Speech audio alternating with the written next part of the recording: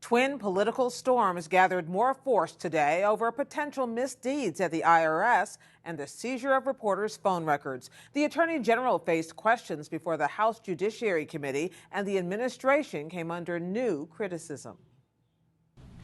Now, my question isn't about who's going to resign. My question is, who's going to jail over this scandal? House Speaker John Boehner led the way this morning as Republicans stepped up demands for action in the scandal at the Internal Revenue Service. There are laws in place to prevent this type of abuse. Someone made a conscious decision to harass and to hold up these requests for tax-exempt status. That followed last night's release of a report from the Treasury Department's Inspector General. It found the IRS used inappropriate criteria that identified for review Tea Party and other organizations applying for tax-exempt status based upon their names or policy positions. And there was more. USA Today reported that during the same period, the IRS approved perhaps dozens of applications from similar liberal and progressive groups. Mr. President.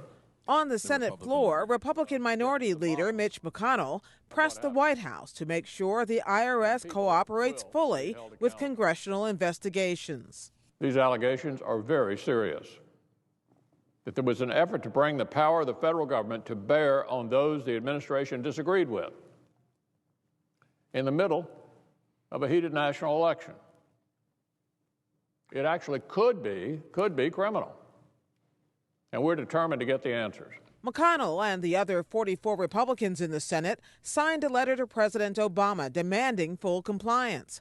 White House Press Secretary Jay Carney said today the president is committed to getting to the bottom of what happened. He expects people to be held accountable if they engaged in inappropriate activity, inappropriate conduct.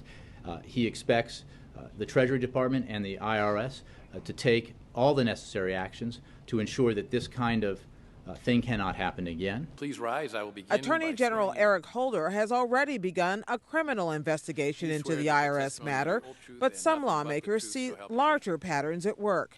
Republican Congressman Steve Chabot of Ohio. I believe there's been a pattern by this administration in not taking responsibility for failures, avoiding blame, pointing the fingers in somebody else's direction.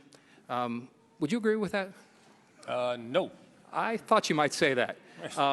I think a lot of people do, including myself, and I think a lot of members of this committee, and we might be divided, obviously, but these are very significant things which have occurred here, and I would strongly encourage this administration to get out front, get all the facts out, let the chips fall where they may. I would agree with that last part of your statement. It is one of the reasons why I ordered the investigation last Friday, and I can assure you and the American people that we will take a dispassionate view of this. This will not be about parties. This will not be about ideological persuasions. Anybody